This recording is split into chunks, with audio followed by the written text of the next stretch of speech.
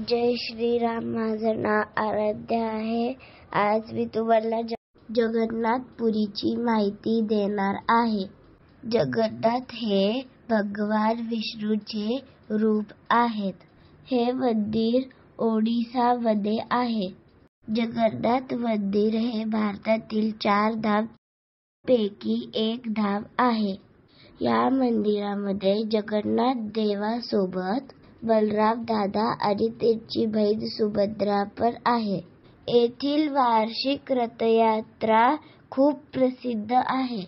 अशी दंतकथा आहे की कृष्णाचे हृदय इथे ठेवण्यात आले होते आणि ते ज्या मूर्तीमध्ये ठेवले जाते ते दर 7 वर्षांनी बदलतात. इथे खूप मठ पण आहेत. तिथल्या मूर्त्या पण खूप सुंदर आहेत. आम्ही इथे वृंदावन धाममध्ये गेलो होतो. जगन्नाथाची मूर्ती ही लाकडापासून बनवलेली आहे.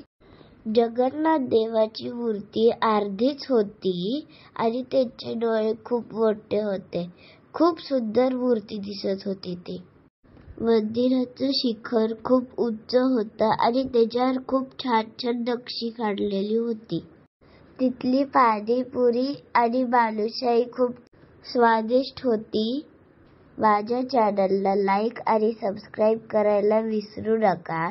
जर काही त्रुटी असतील तर मला कॉमेंटमध्ये सांगा. तिथे एका मंदिरामध्ये भारतातील सर्व महादेवांचे 100 पेक्षा जास्त शिवलिंग होते. धन्यवाद.